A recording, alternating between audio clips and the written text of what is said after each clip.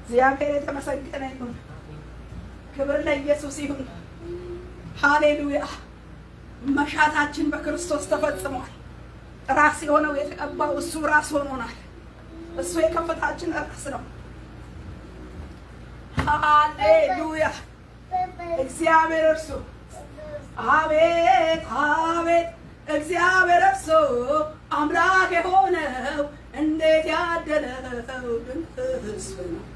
አቤት አቤት እግዚአብሔር እርሱ አምላክ የሆነው እንዴት ያደለው ግሩም ሕዝብ ነው። ድርዳውን አለምልሞለት ጥቂቱን ነገር ጌታ ባርኮለት በሰላም ወጥቶ በሰላም ያድራል። እግዚአብሔር እርሱን እንዴት ወዶታል። አሜን። አቤት አቤት እግዚአብሔር እርሱ አምላክ የሆነው እንዴት ያደለው ግሩም ሕዝብ ነው። እግዚአብሔር ይመስገን።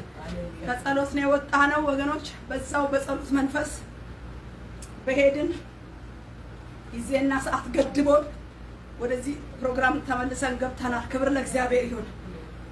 በጸሎት ሰዓት ከነበረው ቃል አንብቤ ወደ መደበኛው ገባለሁ። በጌታ በኢየሱስ ስም አነባለሁ። አቤቱ ጉልበቴ ሆይ እወድሃለሁ። እግዚአብሔር አለቴ፣ አምባዬ፣ መድኃኒቴ፣ አምላኬ፣ በእርሱ የምተማመንበት ረዳቴ፣ መታመኛዬና የደህንነቴ ቀንድ ነው። ምስጋና የሚገባውን እግዚአብሔርን እጠራለሁ፣ ከጠላቶቼም እድናለሁ። አረፍ ብዬ ነው የማነበው። በፊቱ ካለው ብርሃን የተነሳ ደመናትና በረዶ የእሳት ፍም አለፉ። እግዚአብሔር ከሰማያት አንጎዳጎደ፣ ልዑልም ቃሉን ሰጠ። ፍላጻውን ላከ፣ በተናቸው፣ መብረቆችንም አበዛ፣ አወካቸውም። አቤቱ ከዘለፋህ ከመዓትህ መንፈስ እስትንፋስ የተነሳ የውሆች ምንጮች ታዩ፣ የዓለም መሰረቶች ተገለጡ። ከላይ ሰደደ ወሰደኝም፣ ከብዙ ውሆችም አወጣኝ። ከብርቶች ጠላቶቼ ከሚጠሉኝም አዳነኝ። በርትተውብኝ ነበርና በመከራዬ ቀን ደረሱብኝ። እግዚአብሔር ግን ደገፋ የሆነ ወደ ሰፊም ስፍራ አወጣኝ፣ ወዶኛልና አዳነኝ። ይሄ ቃል በጸሎት ውስጥ የመጣ ነው። እግዚአብሔር ይመስገን። የእግዚአብሔር ማዳን ነው። በጸሎት ውስጥ የጸለይንበት አንዳንድ ፖይንቶች በኮሶ የተለወሰ በእሬት የተቀመመ ጠላት ያዘጋጀው ወጥመድ፣ እንደገና ደግሞ የመረበው መረብ፣ የተነኮለው ተንኮል ሁሉ በጌታ በኢየሱስ ስም ወደ ራሱ እንዲደፋ እንዲመለስ፣ ተንኮሉ ሃማ በገዛ ተንኮሉ እንደተያዘ ባዘጋጀው መስቀያ ራሱ እንደተሰቀለ ዛሬ በቤተ ክርስቲያን ላይ ዛሬ በእውነት እግዚአብሔርን እየመሰሉ በሚኖሩ ቅዱሳን ሕዝብ ላይ በጠላት ሴራና ስራ የተተነኮለ የተጠነሰሰ መርዝ የሆነ ነገር ኮሶና እሬት ሆኖ የተጠነሰሰ ላጠጣሽ የሚለው ጽዋ በኢየሱስ ስም እንደ እግዚአብሔር ቃል በጸሎታችን ደፋን እያለ ነበር የጸለይ ነው። በዚህ ውስጥ ነው ወዶኛልና አዳነኝ የሚለው ቃል የመጣው እና ወገኖቼ ዛሬ ክርስቶስ ኢየሱስ ስለኛ ምትክ ሆኖ በመስቀል ላይ የሞትን ጣር ያለበትን ስቃይ ያለበትን ሞትን ብቻ ሳይሆን የሞትን ጣር አጥሮ በጭንቅ ነፍሱ ስለኛ ሲሰጥ አስቀድሞ መራራውን ሆምጣጤ እኛ የምንጠጣውን ያንን መራራ እሬትና ኮሶ ሆምጣጤ በመስቀል ላይ ሆኖ ተጠማሁ ብሎ ያንን የኛን ልንቀበለው ያለው የሞት ጽዋ መራራ የሞት ጽዋ ያማጠበትን ምጥ ያለበትን ሞት አምጦ አጥሮ ጭልጥ አርጎ ጠጥቶ ራሱን አዘንብሎ ተፈጸመ ይላል ቃሉ። ጠጥቶታል። መከራ እንዳንጠጣው ይሄን ጽዋ፣ ይሄን የእሬት ኮሶ፣ ይሄንን የእሬት ጥምቅ፣ ይሄንን የእሬት ብጥብጥ፣ ይሄን ጽዋ እንዳንጠጣው ክርስቶስ ስለኛ በመስቀል ላይ ጠጥቶት ተፈጽሟል። በዚህ በተፈጸመበት በፈሰሰው በስጋው ሞት በተዋጀንበት ደም ዋጀ ነው። እኛ በማናቀው በምናቀው በእኛ ላይ ጠላት ያሴረው የትኛውም ሴራና ስራ ጽንስስ ሬት የሆነ ሐሞት የሆነ ላንጠጣው ክርስቶስ በጠጣና እኛን በዋጀበት በምጣዱና በሞቱ በፈሰሰው ደሙ ዋጀ ነው። ዛሬ በቤተ ክርስቲያን ላይ ዛሬ በቅዱሳን ላይ ዛሬ በየትኛውም እግዚአብሔር ባልፈቀደው ጠላት በተንጎዳጎደበት ሴራና ስራ ላይ ነገሩ እንደተገለበጠ ነገሩ ሃማ ያሴረው ሴራ እንደተገለበጠ በአይሁድ ላይ የተተነኮረ ተንኮል እንደተገለበጠ በእያንዳንዳችን ላይ ቢሆን በቅድስቲቱ በክርስቶስ በዋጃት ቤተክርስቲያን ላይ ቢሆን በአገር ላይ ቢሆን በመሪ ላይ ቢሆን ጠላት ታርጌት አርጎ ባዘጋጀው ታርጌት ባረገበት ላይ መንፈስ ቅዱስ በቃሉ በጸሎት ስፍራ በገለጠው ነገር ላይ በኢየሱስ ክርስቶስ ደም ቃል ኪዳኑን አፈረሰ። በኢየሱስ ክርስቶስ ስም ተንኮሉንና ቃሉን ገለበጠ። ነገሩ ተገለበጠ እንደተባለ ወደ ራሱ ወደ ሃማ እንደተመለሰ ምክሩ ራሱን እንደያዘ ሴራው በሁሉ ላይ እንዳልሰለጠነ ዛሬ ከክርስቶስ ሞት የተነሳ መራራው ጽዋ ከጠጣበት መጠጣት ስለኛ ምትክ ሆኖ ከጠጣው ሞት ከጠጣው መራራ ጽዋ የተነሳ በተቤዠበት በዚህ ሞት በዋጋ በተገዛንበት ውድ ዋጋ በዚህ ነፍስ በተከፈለበት ኃጢአት በሌለበት ስርየት ባለው በደሙ በነፍሱ ዋጋ ይሄን ሴራና ስራ ዋጀ ነው። ቀጥተኛ በሆነ መስመርና መንገድ ላይ እግዚአብሔር በሚያውቀው ላይ ይህን ቅዱስ ደም ይዛ ቤተክርስቲያን ስሙን ጠራች። በደሙ ዋጀን፣ በደሙ ዋጀን። በቤተክርስቲያን ቢሆን በህዝብ ቢሆን በሀገር ላይ የተመከረ ቢሆን በመሪ ነገስታት ላይ የተመከረ ቢሆን በአገልጋዮችና በቅባት በራእይና በቤተክርስቲያን እርምጃ ላይ በነፍስና በመንፈስ በስጋ ላይ በኢኮኖሚ በጤና ላይ የተመከረ ነገር ቢኖር ሰይጣን ከጥልቅ የመከረው ዲያብሎስ ያወጣው የመረበው እነሆ የሰራው ይሄ የተበጠበጠ ሐሞት የተበጠበጠ ኮሶ የተበጠበጠ ሬት የሆነ ነገር እነሆ እግዚአብሔር በዚህ ሰዓት ይመቅሰፍ በክርስቶስ ሞት በተሻረበት በልጁ ሞት ሻር ነው። በፈሰሰው ቅዱስ ደም አረከስ ነው። በስም ስልጣን ገለበጥን። ወዶኛልና አዳነኝ ተብሎ እንደተጻፈ በዚህ ቃል እውነት በኢየሱስ ክርስቶስ ስም በተወደድንበት በተገዛንበት በልጅ ነፍስ ዋጋ በፈሰሰው ቅዱስ ደም እግዚአብሔር ሆይ ነው ከግል ከቤተሰብ ከቤተ ክርስቲያን ከምድር ከህዝብ ከትውልድ ከአህጉር ከሀገር ከዓለም ሁሉ የሰይጣን ሴራና ስራ ከዓለማችን ሁሉ ላይ በየትኛው ታርጌት ባደረገበት ባተንጎዳጎደበት ባየኸው አንተ በምታውቀው ላይ እኛ እናውቅ አድራሻውን አንተ ግን ሁሉን አዋቂ በኢየሱስ ስም በአንድ ጊዜ በሁሉ ስፍራ በምትገለጥበትና አይኖች በሚያዩ ጆሮች በሚሰሙበት ስልጣን የተገለጠውን ሴራ በክርስቶስ ስልጣን በቤተ ክርስቲያን ራስ በፈሰሰው ደም ዋጋ በከፈለበት በመስቀል ሞቱ ቃል በፈሰሰው ደም ኪዳኑን አፈረስን። በኢየሱስ ክርስቶስ ስምና ስልጣን ሻር። ከዚህ ሰዓት ጀምሮ አምላኬ በወደድክበት ውድ በነፍስ ዋጋ በተገዛንበት ቃል ኪዳን እንድታጸና የጨለማው ቃል ኪዳን እንዲፈርስ በስም ስልጣን ሻር ነው። በስም ስልጣን አጋንንታዊ ስልጣን ሻር ነው። በስም ስልጣን እግዚአብሔር መራራውንና ሬቱን የቆሶ መጥመጡን እንትደፋው በኢየሱስ ነፍስ በፈሰሰበት ደም በኩል ነገሩን አሳልፈን ለአንተ ቀድመን ሰጠን። ይህንን ክፉ ምክር ሁሉ በእግዚአብሔር ቃል ስልጣን አሰርን፣ በክርስቶስ ደም አረከስን። በዚህ ሰዓት ቅዱስ የጥልቁ መንገድ በዚህ ሰዓት ሴራና ስራ በክርስቶስ የመስቀል ስራ አገድን። የቤተ ክርስቲያን ራስ ስልጣን ከለከልን፣ በመንፈስ ቅዱስ ስልጣን ከለከልን። በሕያው እግዚአብሔር ልጅ በኢየሱስ መንግስት በወንጌል ቃል አሰርን። ይህ ደም ይህ ቅዱስ ደም ቁርባኑን እንዲያረክስ በቁርባኑ ላይ ደሙን ረጨን። በቁርባኑ ላይ ደሙን ረጨን። ቁርባኑን እንዲሽረው የአዲስ ኪዳንን ቅዱስ ደም ረጨንበት። በኢየሱስ ስም መንፈስህ እንዲከለክለው ቃልህ እንዲይዘው በስም ስልጣን ጸለይ። አቤቱ አቤቱ አቤቱ እነሆ ወዶኛልና አዳነኝ። እነሆ እጅግ ከበረቱበት እነሆ ዳዊትን እጅግ ከበረቱበት እንዳዳንከው ወዶኛልና አዳነኝ እንዳል ዛሬም እንደ ቃልህ እንዲሁ ባሪያህ እንዳለ አለ ወዶኛልና አዳነኝ ብለን ለአንተ እንመሰክር ዘንድ የማዳን ስራ በክርስቶስ የተገለጠ ይሆን ዘንድ ይህን የተገለጠ የጨለማ ስራ በተገለጥክበት የመስቀል ስራ ሻር ነው። በፈሰሰው ደም አረከስ ነው። በስም ስልጣን አሰርን።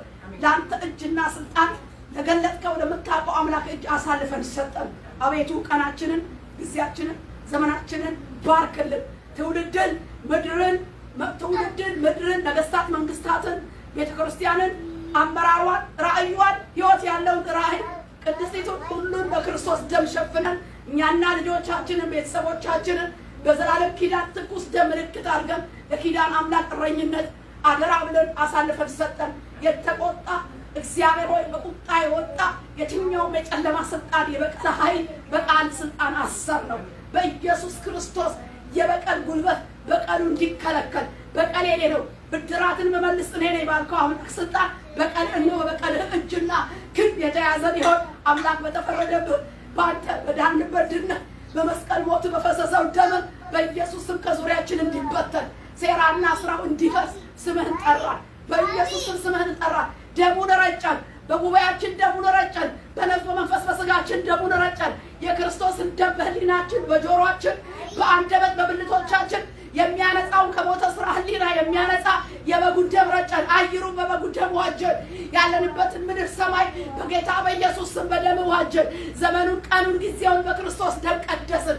በዚህ ቀን በዚህ ጊዜ በዚህ ሰዓት በሚመላለስ በወራት በቀናት እግዚአብሔር ሆይ ኖ ዶቃ እየጣለ ጠጠር እየቆጠረ የሚራገም የእርግማንና የበተት የድግምትና የስልበት አሰራር ዛሬ በክርስቶስ የመስቀል ስራ የታገደ በዚህ ቅዱስ ደም ምልክት የተከለከለ በመንፈስ ቅዱስ ዘመን በእግዚአብሔር መንግስት ዘውድና ቃል ኪዳን ቃል ስልጣን የታገደ ደምህን ጠራን። ምልክት ምስክር ያለን የእግዚአብሔር ሕዝቦች እንደ ቃል ኪዳን በቃል ኪዳኑ ደም ክፋት የታገደ ይሁን በኢየሱስ ክርስቶስ ሲወጥመድ ሁሉ የተሰበረ የተሻረ ይሁን። ይህም በስም ጸለይ። መንፈስ ቅዱስ የዕለቱን ቃል ግለጥልን። ቀሪ ጊዜያችንን ባርክልን።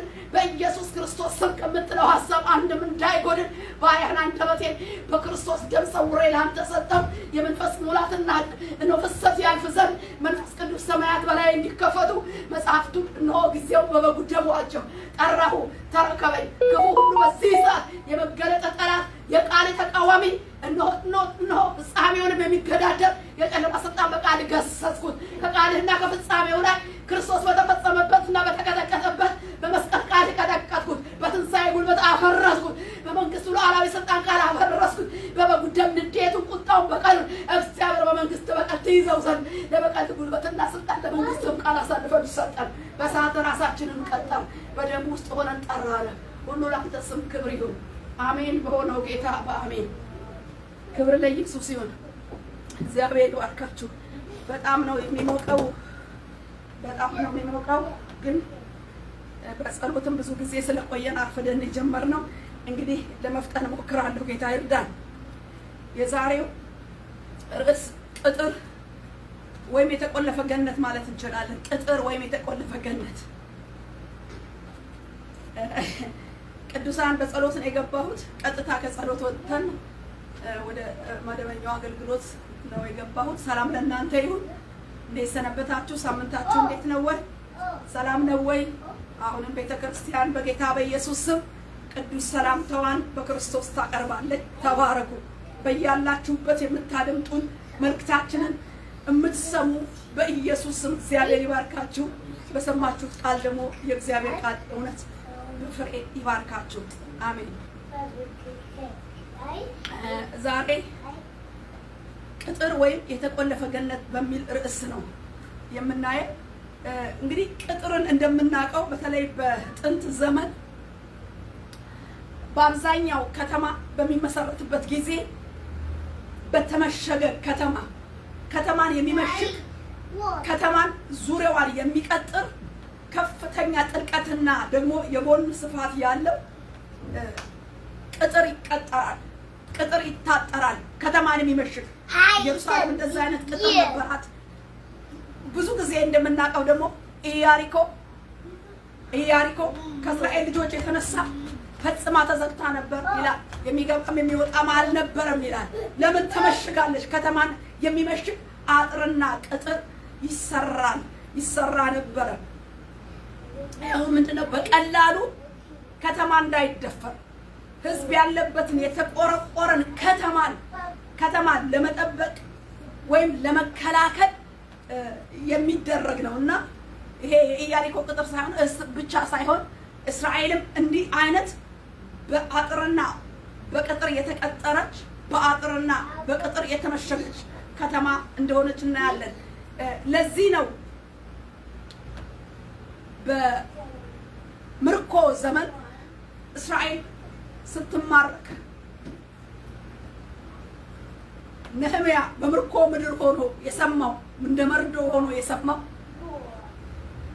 የኢየሩሳሌም ቅጥር ፈርሷል፣ በሮቿን በእሳት ተቃጥለዋል አሉኝ አለ። በቃ ይህን በሰማው ጊዜ ተቀመጥኩ፣ አያሌ ቀንም አለቀስኩ።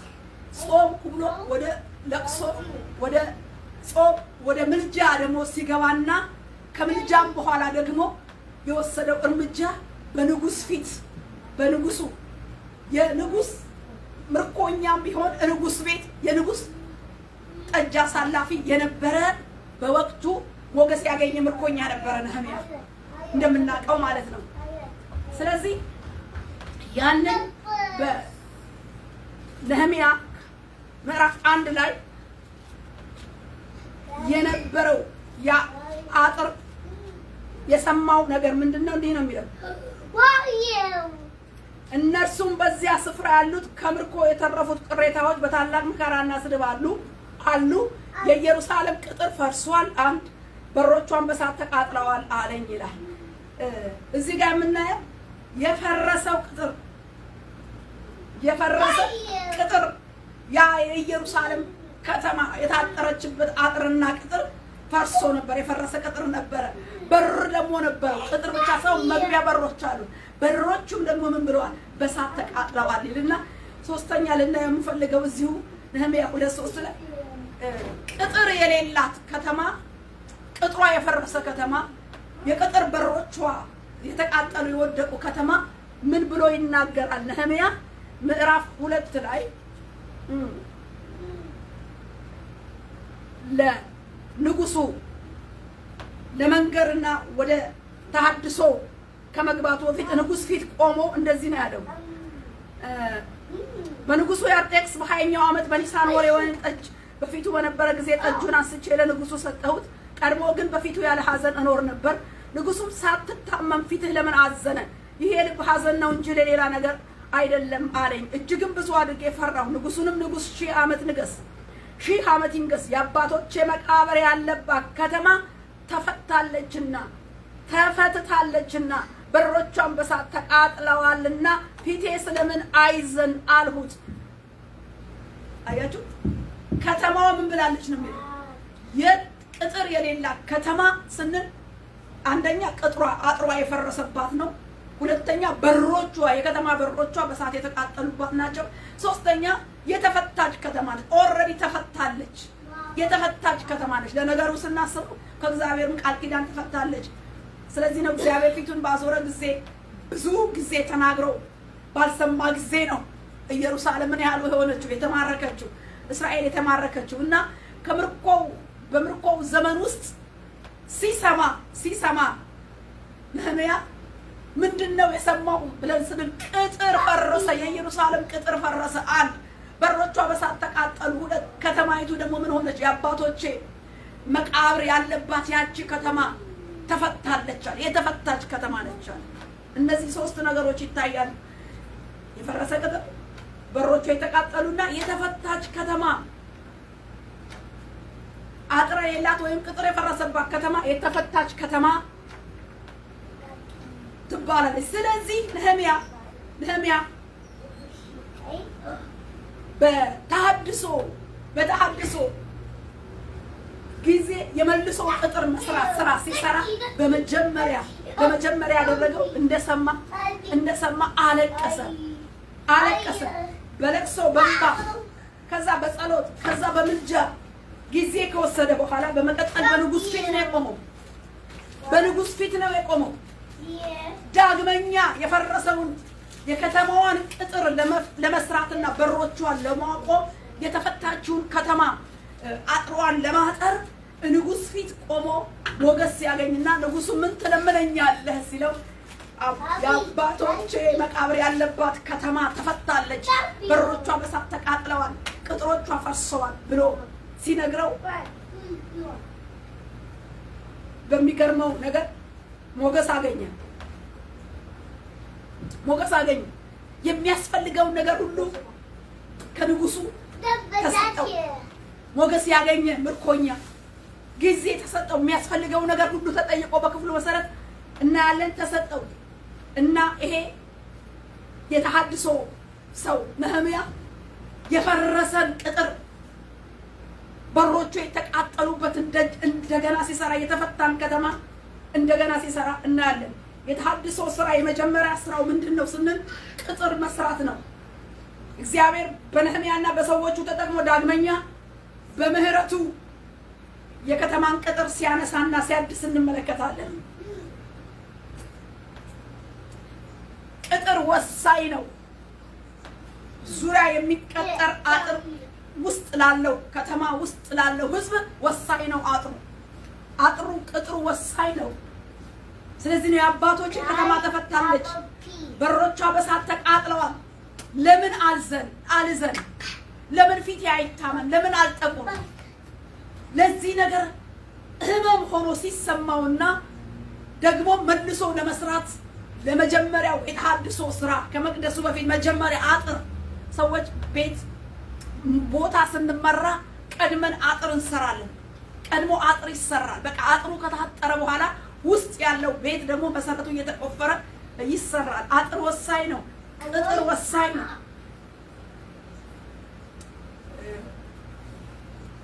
ወደ መዝሙር 80 ላይ ስንመለከት አጥሯን ለምን አፈረስህ? መንገድ አላፊ ሁሉ ይቀጥፋታል። የዱር እርያ አረከሳት፣ የአገር አውሬም ተሰማራባት። የሰራዊት አምላክ ሆይ እንግዲህ ተመለስ፣ ከሰማይ ተመልከት፣ እይም ይህችን የወይን ግንድ ጎብኝ እያለ ይናገራል። ይህቺ የወይን ግንድ ከግብፅ መጣ። ከዛ መጣ በአገሩ የነበረ እግዚአብሔርን ያላመለከ ያልፈለገ ከነዓናውያን ተነቅሎ እስራኤል ሄዳ ግንድ ሆና ጥልቅ ብላ ስር ይዛ ብዙ ቅርንጫፎች አፍርታ ታላቅ ሕዝብ የሆነች ይቺ የወይን ግንድ አስባት። ይቺን የወይን ግንድ አንተው ራስህ የማስፈልገውን ነቅለህ ራስህ ግንዷን ተክለህ ባለ ብዙ ፍሬ አድርገህ ያፈራሃትን ይቺን ግንድ አስብ አለ። አጥር ሲፈርስ ምን ልላችሁ ነው? አጥር ወሳኝ ነው። እርሴ ቅጥር ወይም የተቆለፈ ገነት ነው። አጥር እንደተቆለፈ ገነት ነው። ገነቱ ውስጥ ብዙ አስፈላጊ ነገር አለ። ዙሪያው ግን ምን ይሆናል? ይታጠራል። ስለዚህ አጥር ቅጥር ለእስራኤል ወሳኝ ነው። ዛሬም ለኛ ወሳኝ ነው። አጥርና ቅጥር ለጥበቃ አስፈላጊ ነው። ለህይወት አስፈላጊ ነው እና ቅጥሯ ለካ ፈርሷል። ቅጥሯ ፈርሷል። አጥሯ ፈርሷል እና ጥያቄ ይጠይቃል መዝሙረኛው ላይ አጥሯን ለምን አፈረስህ? በአጥር መፍረስ ምክንያት ምንድነው የሆነችው? ምን መጣባት? የአጥር መፍረስ የቅጥር መፍረስ ለእስራኤል ምንድነው የመጣባት ስንል እዚሁ መዝሙር 80 ላይ ምን ይላል? መንገድ አላፊ ሁሉ ይቀጥፋታል። ሽፍታው፣ ወንበዴው፣ የማይመለከተው መንገደኛ ሁሉ አጥር ከሌለ እየገባ ምን ይላል? እየገባ ይነቅላል፣ እየገባ ፍሬ ይበላል፣ እየገባ በቃ የሱ ያልሆነውን ነገር። ለዚህ ነው እህቶች ሀገራችን ስጥ እንኳን ስናሰጣ ጠባቂ አስቀምጠን ነው። እርሻም ሰብል ላይ ሰብል ሲያፈራ ሰብሉ እንዳይበላ ከዝንጀሮ ከለቃሚ ሰብል ላይ የእርሻው ላይ የደረሰው ሰብል አንዳንዴ ወፎች እንዳይበሉት ማሽላ ራስ የሆነውን ማሽላ በገጠር ውስጥ አይታችሁ ከሆነ ያፈራውን ፍሬ ገበሬው በጨርቅ ይሸፍነዋል። ወፎች ጠቅጥቀው እንዳይበሉት እንደ አጥር አርጎ ይሸፍነዋል። በጣም የሚገርመኝ ከሁሉ ሰብል በቆሎ እግዚአብሔር በቆሎን በውስጥ ፍሬውን ጥቅጥቅ አርጎ ምን ያደርገዋል? በቅጠል ላዩን ኮፈኑን በቃ በኮፈን ይሸፍነዋል። ውስጡ ፍሬ ነው፣ ግን ምን ያደርገዋል? ሙሉ ለሙሉ በሽፋፈን ይሸፍነዋል። እንደዛ እንኳን ሆነው ወፎች ምን ያንን የተሸፈነበትን ቅጠል በጥርሳቸው እየጎጡ ይበሉታል። ለምን? ጠባቂ እርሻው ላይ ያለውን ሰብል ጠባቂ ወንጭፍ ይዞ ጠጠር ይዞ ከፍ ባለ ቆጥ ላይ ተቀምጦ ጠጠሩን እየወረወረ ምን ያደርጋል? እርሻው ላይ ያለውን ሰብል የደረሰውን ፍሬ ይከለክላል። ስለዚህ በውስጡ ያለውን ሕዝቧን የሚጠብቅ አጥሯና ቅጥሯ ለምን አፈረስክ አለው። በቃ ለምን አፈረስክ? በመፍረስም ሆነ አንደኛ መንገድ አላፊ ሁሉ ይቀጥፋታል። ማንኛውም ሰው ሊቀጥፋት ይችላል። አጥር ስለሌላት ልትቀጠፍ ፍሬዋ ሊበላ ይችላል። አጥር ከሌለ ሽፍታ ይነጥቃታል። ቅጥር ከሌለ ወንበዴ ይዘርፋታል። ቅጥር የለውም። ለዚህ ነው ይቀጥፋታል። ሁለተኛ የዱር እርያ አረከሳት ይላል። የዱር እርያ አረከሳት። የአገር አውሬ ተስም ምንድነው? የዱር እርያ የዱር እርኩሰት። አጥር ከሌለ እርኩሰት በከተማ ይስፋፋል። ቅጥር ከሌለ የእግዚአብሔር ቃል ኪዳን ጥበቃ ፈሪሃ እግዚአብሔር አጥር ሆኖ ካልያዘ የዱር አውሬ አረከሳት ይላል። በቃ የዱር እርያ ምን አደረጋት? አረከሳት። የአገር ደግሞ ምን ይላል? አውሬ ተሰማራባት። ኦ ከባድ ነገር ነው ወገኖቼ። ይሄንን የሚከለክል ማን ነበረ? ቅጥር ነበረ። መንገድ አላፊ አጥሯን ለምን አፈረስ? መንገድ አላፊ ሁሉ ይቀጥፋታል። የዱር እርያ አረከሳት፣ የአገር አውሬም ተሰማራባት። ይሄንን የሚለው ስለ ዱር እርያ፣ ስለ እርኩሰት እንግዳ ነገር ገብቶ አጥሯ ሲፈርስ፣ ቅጥሯ ሲወድቅ ባዕዳን ወራሪያን መሃሏ ገብተው ምን አረጓት? እስራኤልን አረከሷት። ባዕዳን አረከሷት። እርኩሰት ገባ። እርኩሰት አፈረሰው ህዝቡን። አጥሩስ ቅጥሩስ ድንጋይና እንጨት ነው፣ ያኔ ፈረሰ። ከዛ ይልቅ ይሄ የዱር እርያ አረከሳት። እርያ እርኩሰትን የሚያመለክ የማይበላ እርኩስ የሆነ ነገር እንደሆነ መጽሐፍ ቅዱስ ይናገራል።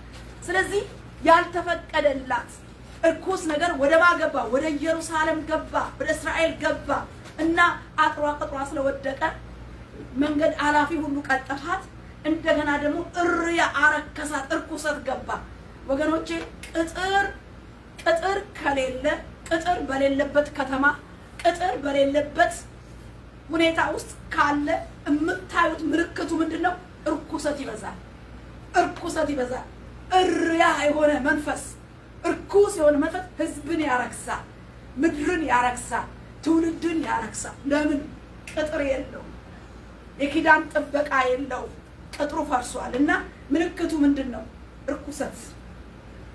ከዛስ የአገር አውሬ ተሰማራባት ይላል። ይሄ ደግሞ እንደ አውሬ አርጎ ተሰማራባት የሚለው የምንመለከተው ወራሪያን ነው የገባባት። እንደ ጨካኝ፣ እንደ ዱር አውሬ፣ እንደ አገር አውሬ፣ እንደ ጨካኝ የሆነው ጭካኔያቸውን የሚያመለክት እግዚአብሔር በቃ ጨካኝ፣ እንደ አውሬ፣ እንደ ዱሩ ጨካኝ የሆነ ነገር ምን አለባት ይላል? ተሰማራባት።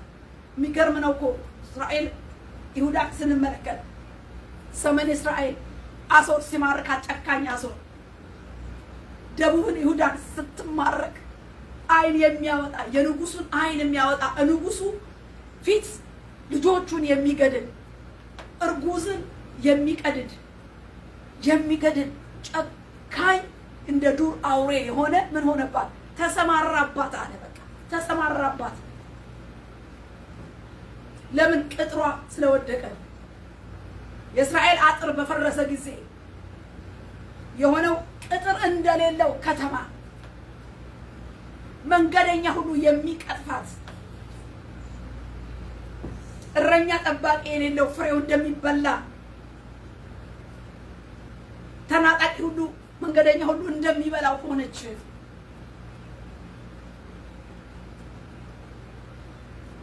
ስለዚህ ኮኑ እርኩስ ነገር ምን ይላታል?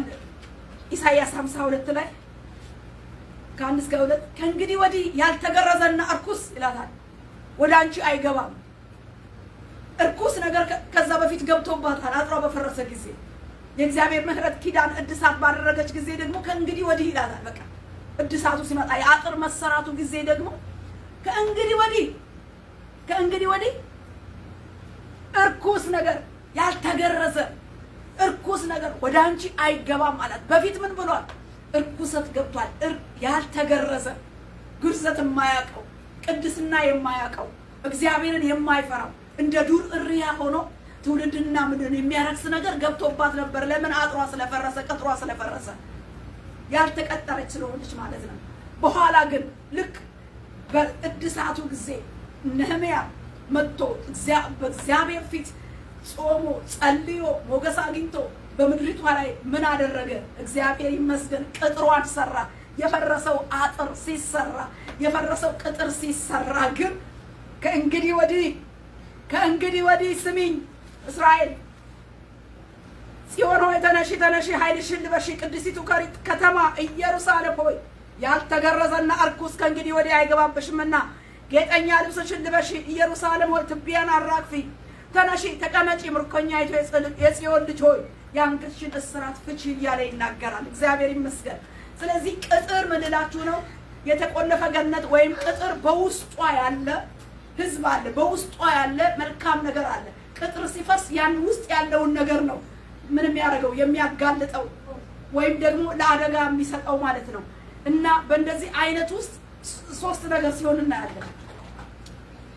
እንደተናገርኳችሁ ስትቀጠፍ፣ ፍሬዋ ሲበላ፣ እርያ ሲያረክሳት፣ የሀገር አውሬ ሲሰማራባት፣ እነኚህ የሆኑት ከቅጥሩ መፍረስ የተነሳ ነው የሚለው።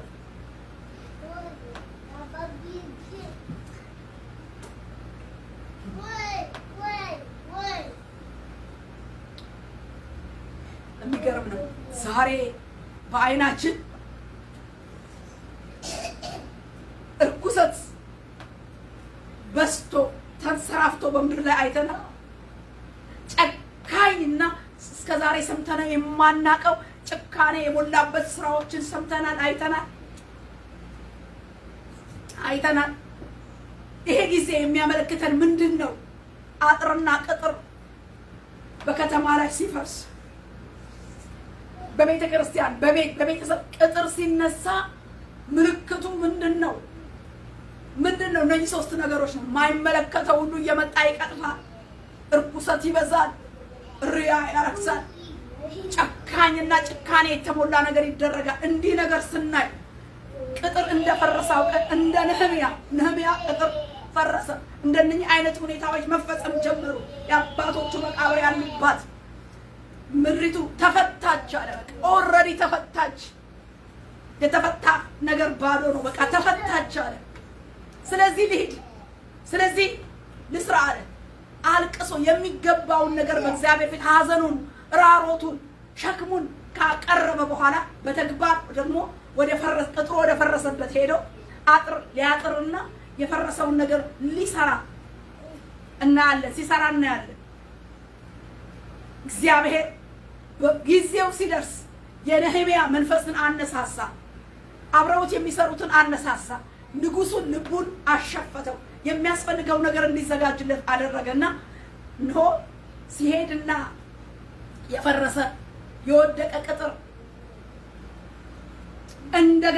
እንደገና ሲሰራ እንመለከታለን። እንደገና ዳግመኛ ኢየሩሳሌምን መላውን እስራኤልን እግዚአብሔር አጥሯን በነህምያ በኩል ቅጥሯን በነህምያ በኩል ሲገነባ ቀድሞ የፈረሰው ቅጥር መልሶ ሲታጠር መልሶ ሲሰራ የመልሶ ማቋቋም ስራ በነህምያ በኩል በእዝራ በኩል መቅደሱን ስንመለከት ደግሞ በዘሩባቤል በኩል ሲሰራ እናያለን። ቅጥር ሲወድቅ የሚያስከትለው ችግር አለ። የሚታይ ችግር፣ የሚዳሰስ ችግር አለ። እነዚህ ምልክቶች ይታያሉ ማለት ነው። ዳግመኛ ኢየሩሳሌምን በእነኚህ በእግዚአብሔር ባሪያዎች መስራት ሲጀምር እግዚአብሔር ጠላት የተበሳጨበት የተቆጣበት ነህምያ ቅጥርን የሚሰራ መልካም ነገር ይዞ መምጣቱን ባየ ጊዜ የነህምያን ቅጥር መስራት ደስ አልተሰኘበትም። ሁሉም ሰው ደስ አልተሰኘበትም።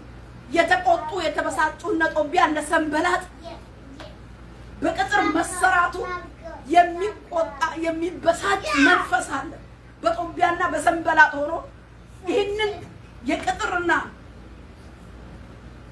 ይህንን አይነት ያስከተለውን ችግር ምንጩን ለማድረግ ይሄ ቅጥር ለመሰራት በዚያ በጾም በጸሎት በንጉስ ፊት ቆሞ መጎስ ካገኘ በኋላ ቦታው ድረስ አስፈላጊውን ነገር ይዞ ሲደርስ ቅጥሩን ለመስራት በቆመበት ጊዜ በጣም ተግዳሮት ነበረው ወገኖቼ። በጣም በንቀት በቁጣ በብስጭት የገጠመው ችግር ነበር። ዛሬ የእግዚአብሔርን ቤት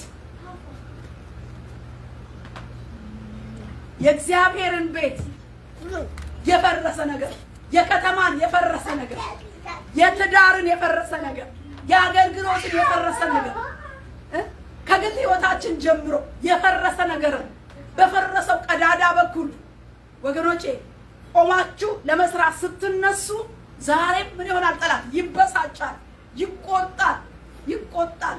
ለምን? ቅጥሩ ሲሰራ እነኚህ የታዩ ችግሮች ይነሳሉ፣ ምንጫቸው ይደርቃል። ነህምያ በመምጣቱ ጠላት እጅግ ተቆጣ፣ ተበሳጨ።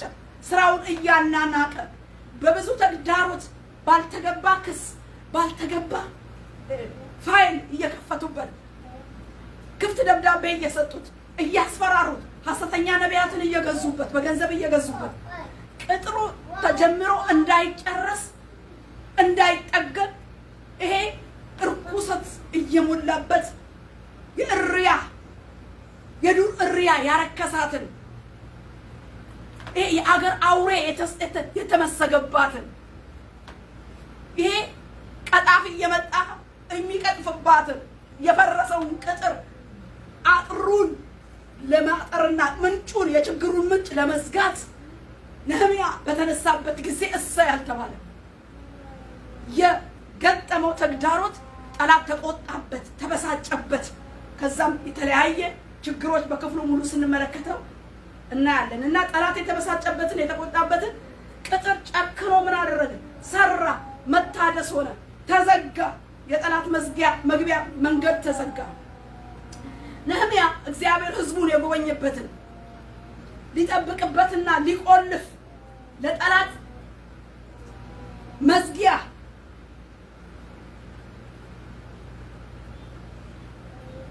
የተደፈረችበትን እስራኤል የተደፈረችበትን ጠላት መግቢያና መውጫ ያደረገበትን ያንን አጥር ያንን በር አቆመ። ቅጥሩን ሰራ። ክብር ለእግዚአብሔር ይሁን። በር ማቆም ብቻ አይደለም፣ መቀርቀሪያ፣ መቆለፊያ፣ ሳንቃ እነኚህን ሁሉ ነገሮች አቁሞ መቀርቀሪያ ተዘጋተ፣ መዝጊያ መቆለፊያ ተበጀ፣ ዙሪያው አጥር ታጠረ።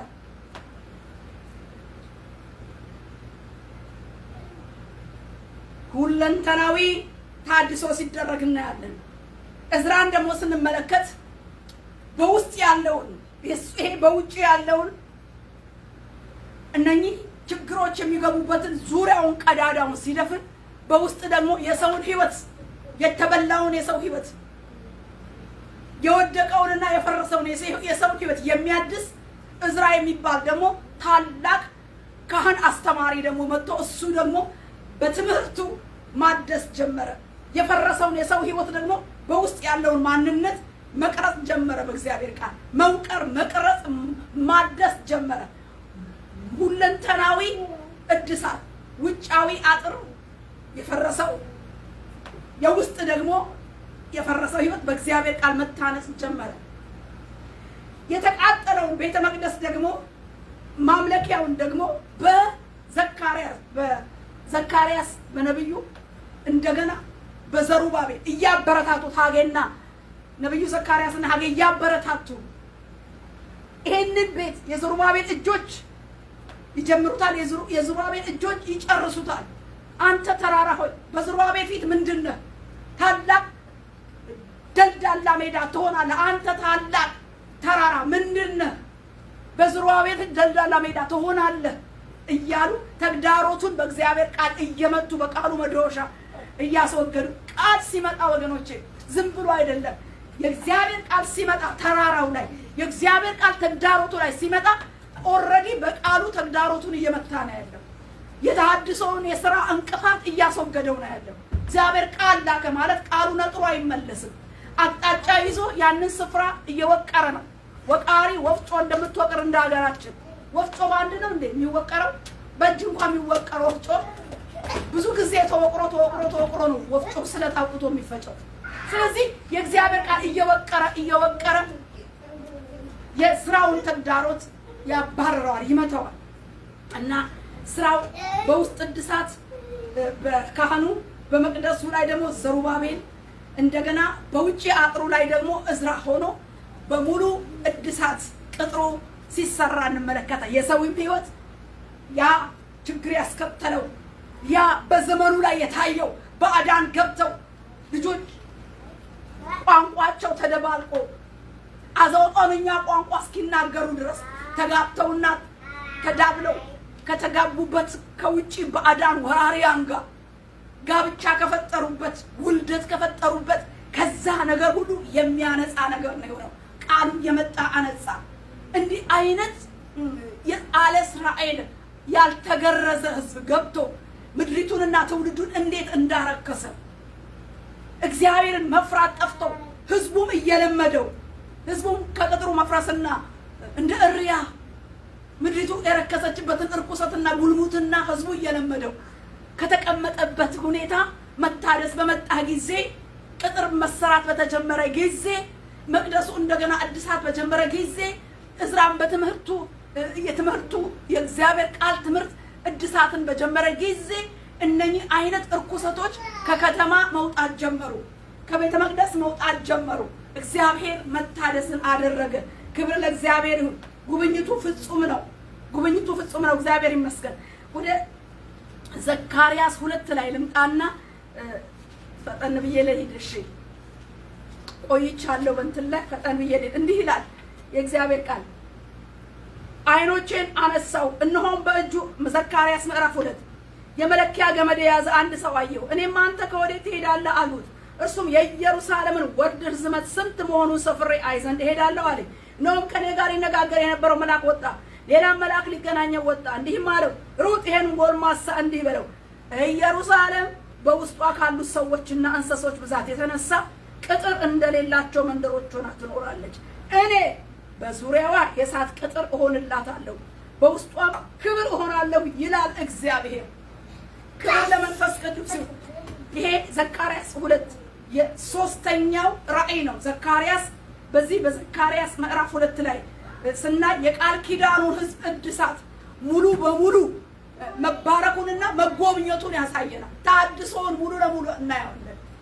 ዘካርያስ የሶስተኛው ራእይ ምዕራፍ 2 ላይ የሚገርም አይነት እድሳት ነው። በቃ ይሄ እድሳት አሁን አለ እኔ ራሴ እግዚአብሔር እኔ ራሴ ምን ሆናችኋለሁ? ቅጥር ሆናችኋለሁ። በዙሪያችሁ የእሳት ቅጥር፣ በመካከላችሁ ክብር። እኔ ራሴ ቅጥር ሆናለሁ። የሚታየው የሰው እጅ የገነባው ግንባታ ብቻ ሳይሆን እኔ ነኝ ምንም ሆነው ቅጥርም ሆነው ይላል። እኔ ከዚህ ታላቅ ጉብኝት እና ከዚህ ቅጥር እድሳት ውስጥ አስገርሞኝና አስደንቆኝ ያየሁት ነገር እዩት። ቅጥሩ የእግዚአብሔር ዙሪያ እሳት እና በመካከል ደግሞ በክብር መገኘቱ የተሐድሶ ሚስጥሩ የቅጥሩ የሚታየው የግንብ አጥር ልክ ነህምያ እንዳቆመው ብቻ ሳይሆን የእግዚአብሔር ራሱ ህልውናው ፕሬዘንሱ አጥር ሆኖ መገኘቱ ይሄ ታላቅ ተሐድሶ ነው።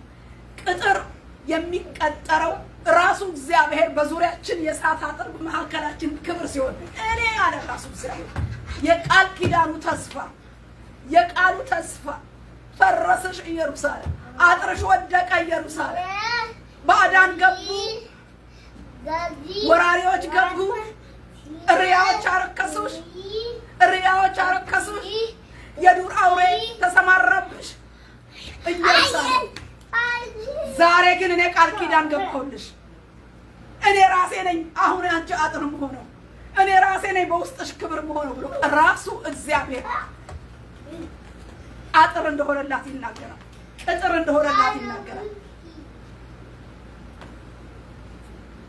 ይህ የመታደስ ጉብኝት አስገራሚውና ታላቁ ጉብኝት እንዳልኳችሁ የፈረሰው አጥር ቅጥሩ መሰራቱ ብቻ ሳይሆን የመቅደሱ ግንባታ ብቻ ሳይሆን ከተማረኩበት ወደ ምድሪቱ መመለስ ብቻ ሳይሆን ጠላቶቻቸው እንደሚገዙላቸው ይበዘብዟቸው የነበሩት ደግሞ ክፍሉን ስታዩት እንዲገዙላቸው እግዚአብሔር ቃል ይናገራል። ይሄን ብቻ አይደለም፣ የሚነካችሁ የዓይኔን ብሌን የሚነካ ነው፣ እጄን በላዩ ላይ አወዛውዝበታለሁ ይላል።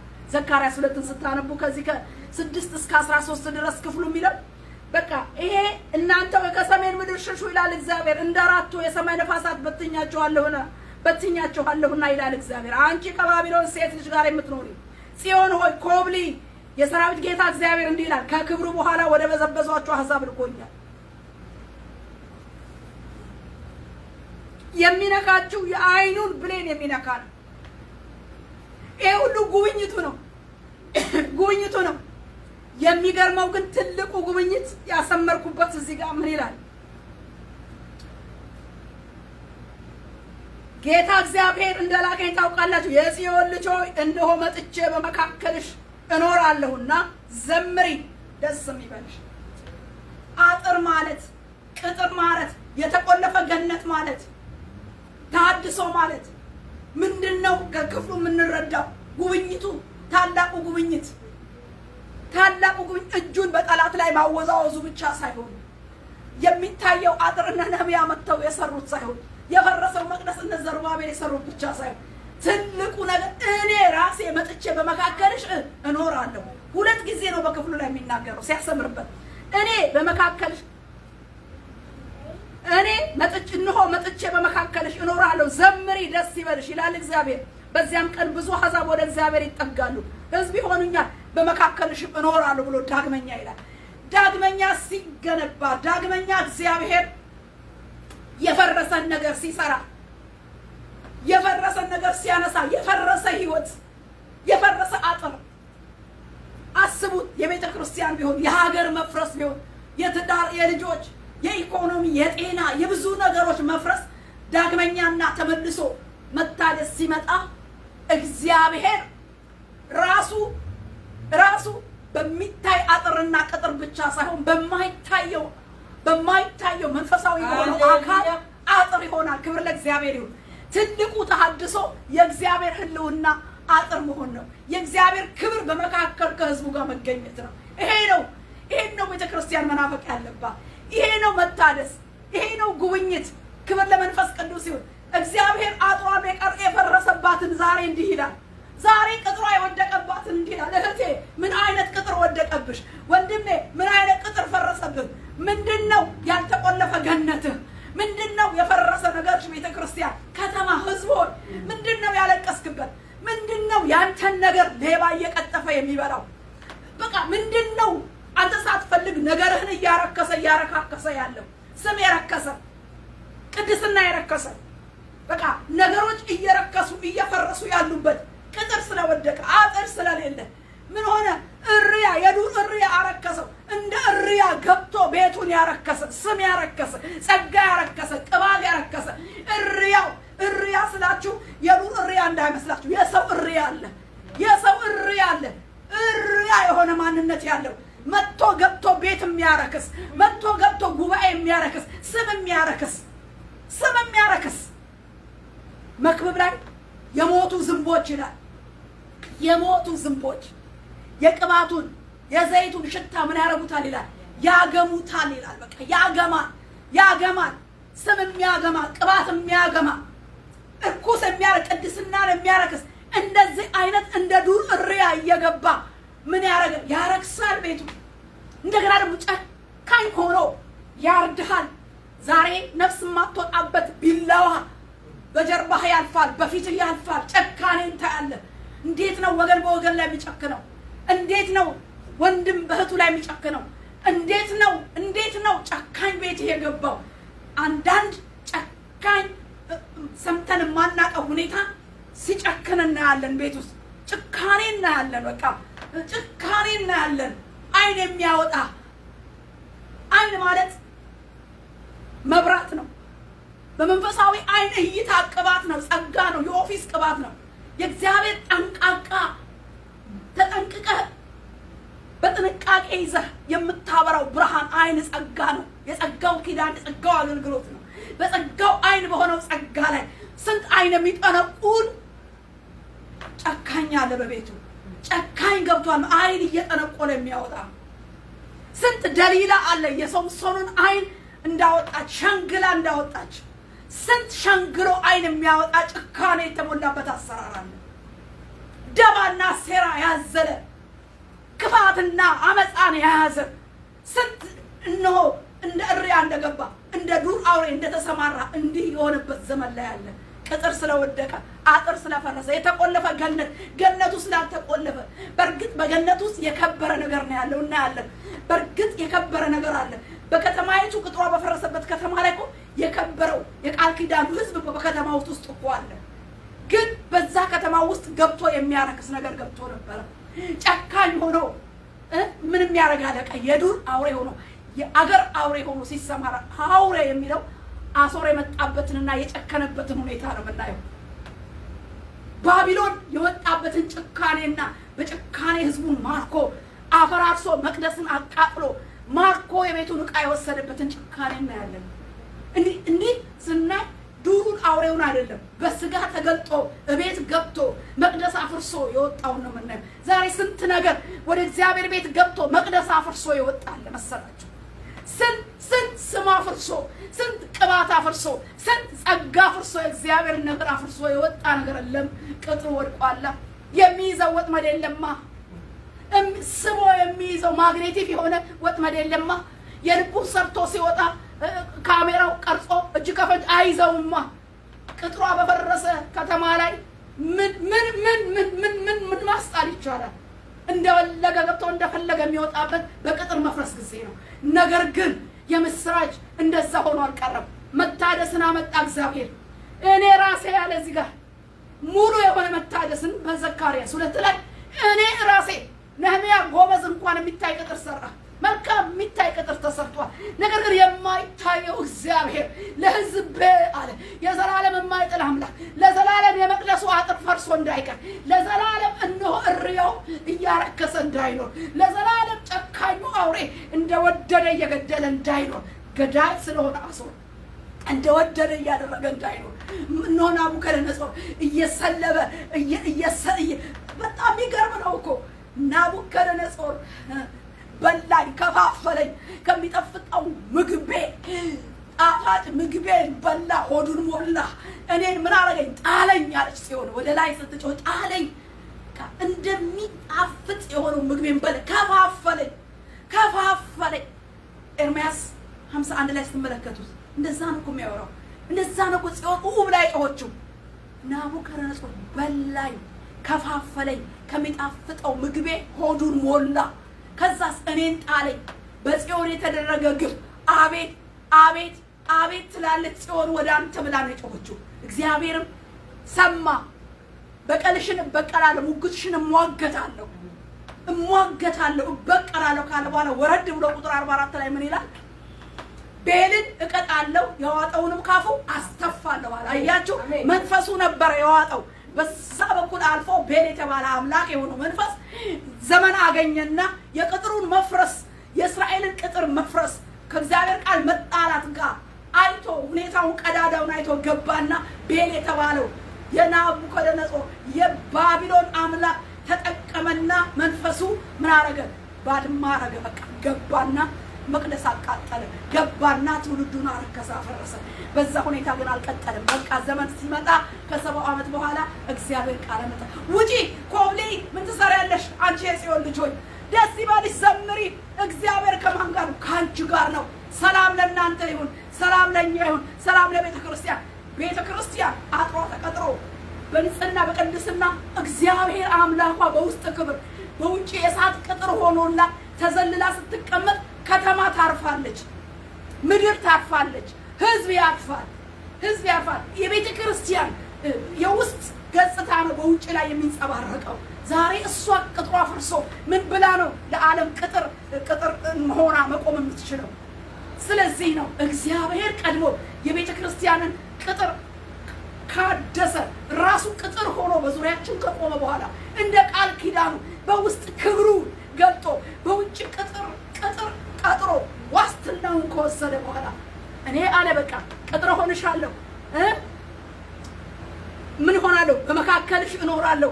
እነሆ መጥቼ በመካከልሽ እኖራለሁ። ዘምሪ፣ ደስ ይበልሽ። አሕዛብ ከዛ በኋላ ወደ አንቺ ይመጣሉ። ብዙ አሕዛብን ታስጠጊያለሽ። እግዚአብሔር ቅጥር ሳይሰራ በፈረሰ ቅጥር ላይ ምን ብሎ ነው ህዝብ የሚያመጣው? ምን ብሎ ነው በፈረሰ ቅጥር? ቅጥሩን ካቆመ በኋላ ግን እግዚአብሔር ህዝብን ጎርፍ ያመጣል። በቃ ያመጣል። እግዚአብሔር የሚገባውና የተናገረው ቃል ምንድነው? ቅጥር ነው። ቅጥር ወይም የተቆለፈ ገነት ነው አይደል? እግዚአብሔር እንደተቆለፈ ገነት በዙሪያችን የእሳት ቅጥር በመካከላችን ክብር ሆኖ ምን ያደርጋል? ቃሉን ይገልጻል። ይሄ ጉብኝት የእሳት ቅጥር ሆነልሻለሁ፣ በውስጥ ክብር ሆነልሻለሁ፣ በመካከልሽ እኖራለሁ። ስለዚህ ደስ ይበልሽ ይላል እግዚአብሔር። ደስ ይበልሽ ዛሬ ቤተክርስቲያን፣ ደስ ይበልሽ ቤተክርስቲያን። ቅጥርሽ የወደቀ ቅጥርሽ የፈረሰ ከዚህ የተነሳ በፈረሰ ቁጥር ላይ ገብተው ያረከሱሽ ያወደሙሽ ዛሬ ግን መጣው ቅጥር ሆነሻለሁ፣ አጥር ሆነሻለሁ። ክብር ለመንፈስ ቅዱስ ይሁን። እግዚአብሔር ለዘላለም አይጥልም። በአዲስ ኪዳንማ ስለ ነፍስ ስለ ክርስቶስ ስለ ነፍስ ዋጋ ስለ ደሙ ሲል የደሙን ፍሬ ያከብረዋል። የደሙ ፍሬ ነንና የደሙ ፍሬ ዋጋ ቢስ ሆኖ እንዲቀር አያደርገው አምናለሁ። እግዚአብሔር የእሳት ቅጥር ሆኖ እግዚአብሔር ክብሩን በመንፈሱ ወርዶ ባለው በቤቱ ሰራተኛ በመንፈስ ቅዱስ ክብሩን በሙላት ይገልጣል። ወደ ታላቁ ህዳሴ ወደ መንፈስ ቅዱስ ሙላት ቤተክርስቲያንን ያደርሳታል። ይሄ አሁን ገብቶ ምናየው ተስፋ የቆረጥንበት ነገር ሁሉ ያደከመን ነገር ሁሉ የሚለወጠው እግዚአብሔር መጥቶ ታድሶ እግዚአብሔር በመካከላችን በሙላት ሲገኝ ነው። የእግዚአብሔር ታድሶ በዙሪያችን የእሳት ቅጥር ሲሆን ነው። ቅጥራችን በሱ ሲቀጠር ነው። የክብሩ ሙላት በልባችን ውስጥና በቤታችን ውስጥ በመካከል በህዝቡ ላይ በሙላት ሲፈስስ ነው። እኔ አይቻለሁ። እኔ እግዚአብሔርን ቃል በህልምም አይቼዋለሁ። በእውነት ሙላት ሲሆን በቃሉ መጥቷል። ሙላት በቃ እንደ ኤደን ገነት ውስጥ የሆነውን ገነት አጠጥቶ በአራት ማዕዘን እንደ አራት ወንዝ እየፈለቀ እንደሄደ እነሆ ከቁርጭምጭሚት ደግሞ የሚያቀልም ወንዝ ሆኖ እንደተዋጠ ሕዝቅኤል ላይ እንዳለው በኤደን ገነት እንዳለው ወንዝ አንዱ ወንዝ የገነቱ ገነት ሙሉ አጠጥቶ አራት ወንዝ ሆኖ በአራት ማዕዘናት ነው የተለቀቀው። እግዚአብሔር እንደዚህ በአራቱ ማዕዘን በሰባቱም አህጉር የሚፈስስ የእግዚአብሔር ተሐድሶ የመንፈስ ቅዱስ ክብር የእግዚአብሔር ክብር ክርስቶስን የሚገልጠው መንፈስ ቅዱስ በሙላት በቤተ ክርስቲያን ይለቀቃል። አጥርና ቅጥር ሲሆንልን መካከል ገብቶ የሚያተራምሰው የትኛው በሽታ ቢሆን፣ የኢኮኖሚ ማጣት ቢሆን፣ የእርስ በርስ ጠብና ጥል ቢሆን፣ ጠላት ገብቶ ያረከሰው እርኩሰት ቢሆን ከቤቱ ይጠረገና ይወጣል። የእግዚአብሔር ቃል ኪዳኑን ይሰብረዋል። እግዚአብሔር ይህንን ዘመን በእኛው ዘመን ያደርገዋል። እግዚአብሔር ይመስገን እና ቤተ ክርስቲያን እዚሁ ጋር ልበልና ወደ ሌላው ክፍል ልውጣ። እንዲህ ይላል ወገኖች አስቡልኝ። ዘካርያስ 2:12 ላይ እግዚአብሔር ይሁዳን ዕድል ፈንታው አድርጎ በተቀደሰችው ምድር ይወርሰዋል፣ ኢየሩሳሌምንም ዳግመኛ ይመጣል። እግዚአብሔር ከተቀደሰ ማደሪያው ነቅቷልና ስጋ ለባሽ ሁሉ ሆይ በፊቱ ዝም በል። የምስራች እግዚአብሔር አንደኛ ምንድነው እዚሁ ክፍል የምናየው? ይሁዳን ዕድል ፈንታው አድርጎ በተቀደሰችው ምድር ይወርሰዋል። በተማረከበት ምድር ሆኖ አይደለም። በተቀደሰችው በእስራኤል በዛ በረከሰው ምድር ላይ ምድሪቱ የቃል ኪዳን ስላላት የቃል ኪዳን ምድር ስለሆነች በምድሩ ላይ ይሁዳን ምን ያደርገዋል? ይወርሰዋል። ቃል ኪዳን ስለሆነ ይሁዳን ካልወረሰ አዲስ ኪዳን ላይ መጥቶ ኢየሱስ አይገኝማ። ከይሁዳ ነገር የወጣው ሰባቱ ማህተም የፈታው ኢየሱስ ክርስቶስ የተገኘው ከይሁዳ ስለሆነ ይህ ነገድ በዛ በተማረከበት ምድር እንዲበላ እንዲዋጥ አልፈለገማ። ይሁዳ ይፈለጋል፣ እስራኤል ይፈለጋል። ከዛ ነው የቃል ኪዳኑ ተስፋ ያ የገዢው በትር የሚወጣበት ነገድ ስለሆነ ይፈለጋል። በተማረከበት አሶር በማረከበት ባቢሎን በማረከበት በዛ ምድር አይቀርም። መጣ። በገዛ ምድሩ ምን ያደርገዋል? ይወርሰዋል። ይሁዳን ዕድል ፈንታው አድርጎ በተቀደሰው ምድር ይወርሰዋል። የእግዚአብሔር ዕድል ፈንታው ማን ነው? ህዝቡ ነው። የህዝቡ ዕድል ፈንታ ማን ነው? እግዚአብሔር ነው። እግዚአብሔር ክፍሌ ነው፣ እግዚአብሔር ዕጣዬ ነው ይላል። የእግዚአብሔር ህዝብ ዕድል ፈንታው እግዚአብሔር ነው። እግዚአብሔር ዕድል ፈንታው ማን ነው? ህዝቡ ነው። የእግዚአብሔር ዕድል ፈንታው ተጽፏል፣ ህዝቡ ነው። ሊያመልከው ሊያገለግለው ከግብፅ አገር አወጣው። የእግዚአብሔር ዕድል ፈንታው ተጽፏል፣ ህዝቡ ነው። ሊያመልከው ሊያገለግለው ከግብፅ አገር አወጣው። ሃሌሉያ! ከዓለም ያወጣን ቅዱሳን አዲስ ኪዳን ቤተ ክርስቲያን ህዝቦቹ ልናመልከው ነው፣ ልናገለግለው ነው። ክብር ለእግዚአብሔር ይሁን። ልናገለግለው ርስቱ ዕድል ፈንታችን ሆኖ ርስቱን መንግስቱን ልንወርስ የተጠራን ህዝቦች ነን። ስለዚህ አጥር ቀጥሮ አጥር ፈርሶ እነሆ እሪያ ገብቶ አርክሶ የዱር አውሬ እነሆ ገብቶ ተሰማርቶ እስከ ፍጻሜው አይቀርም። እግዚአብሔር አስወጥቶ ያንን ምን ያደርጋል? በውጪ የእሳት ቅጥር በመካከል ክብር ይሆናል። ስለዚህ አለ ኢየሩሳሌምን ዳግመኛ ይመጣል፣ ዳግመኛ ዕድል ይሰጣል። ያቺ የተማረከች ያቺ ቅጥሯ የፈረሰ ኢየሩሳሌም ዳግመኛ በእግዚአብሔር ታሰረች። እግዚአብሔር ዳግመኛ ዕድላል፣ ዳግመኛ ይመጣል። ዳግመኛ እዚሁ አንድ ላይ እንዲህ ላይ የሰራዊት ጌታ እግዚአብሔር እንዲህ ይላል፣ ከተሞቼ ደግሞ በበጎ ነገር ይረካሉ፣ እግዚአብሔርም ደግሞ ጽዮንን ያጽናናል፣ ኢየሩሳሌምም ደግሞ ይመርጣል ይላል። ደግሞ ይመርጣል። ከተጣልሽበት ያነሳል፣ ከወደቅሽበት ያነሳል። አጥር ቅጥርሽን በሚታየው አጥርና ግንብ ሳይሆን ራሱ ቅጥር፣ በውጭ እሳት ቅጥር፣ በመካከል ክብር ሆኖ ይገለጣል። የቤተ ክርስቲያን የአካሉ ራስ የሆነው ክርስቶስ በመንፈሱ ይንጎዳጎዳል፣ ክብሩን ይገልጣል። ዳግመኛ ይላል። ዳግመኛ ኢየሩሳሌምን ይመርጣል። የሚገርም ነው። በዮሐንስ ወንጌል የመጀመሪያ በቃና ዘገሊላ እግዚአብሔር ጌታ ኢየሱስ ክርስቶስ ክብሩን ገለጠ። ውሃውን የወይን ጠጅ ባደረገበት ገለጠ፣ ክብሩን ገለጠ። የመጀመሪያ ተአምራትና ምልክት የተደረገው የት ነው? ቃና ዘገሊላ ላይ ነው። ምዕራፍ 4 ላይ ደግሞ ዳግመኛ ይላል። ዳግመኛ ማን መጣ? ኢየሱስ ወዴት? ወደ ገሊላ። ቀድሞ ተአምር ወዳረገባት ወደዛ ወደ ገሊላ ዳግመኛ መጣና ተአምር አደረገ። የመጀመሪያው ተአምር ውሃን ምን ማድረግ ነው? ውሃን ወደ ወይን ጠጅ አድርጎ መለወጥ ነው። ሁለተኛ ደግሞ መጣ። ሃሌሉያ! ኢየሱስም ውሃውን የወይን ጠጅ ወዳደረገበት ወደ ገሊላ ቃና ዳግመኛ መጣ። በቅፍርናሆም ልጁ የታመመበት ከንጉሥ ቤት አንድ ሹም ነበር ይልና በዚያም ጊዜ ልጁ ሊሞት የቀረበበት ጊዜ የነበረ የሹሙን ልጅ ዳግመኛ መጥቶ በዛችው ሰዓት ሊሞት ያለው ልጅ ቃል ባወጣበት ሰዓት ላይ ልጁ እንደተፈወሰች ይናገራል። ዳግመኛ ተአምራት መጥቶ እንዳደረገ ቃሉ ይናገራል ማለት ነው። ዳግመኛ ተአምራት በሰራበት ውሃውን የወይን ጠጅ ባረገበት ገሊላ ላይ ዳግመኛ መጣ። ዳግመኛ ኢየሩሳሌምን ይመርጣል አለ። ዳግመኛ ዛሬ እግዚአብሔር ምን ይላል? ይመርጣል። ዳግመኛ እግዚአብሔር ተአምራት ያደርጋል። ስለዚህ በዚህ በዘካርያስ 2 ላይ የእስራኤልን ሁለንተናዊ የተሐድሶ ጉብኝት ነው የምናየው። ይህንንም ስንጠቀልለው በሁለት ነገሮች እንጠቀልለዋለን።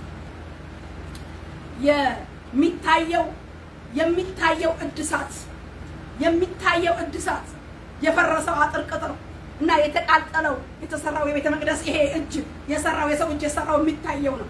የሁለተኛው የማይታየው መንፈሳዊ እድሳት ደግሞ እግዚአብሔር ራሱ መጥቼ በመካከልሽ እኖራለሁ፣ በዙሪያሽ ቅጥር በመካከልሽ ክብር ሆንሻለሁ ያለው መንፈሳዊ እድሳቱ፣ በስጋም ደግሞ የፈረሰውን ነገር ሲያድስ ሁለንተናዊ ሆነ በሶስተኛው ራእይ ላይ የተገለጠውን የእስራኤልን ጉብኝት እናያለን።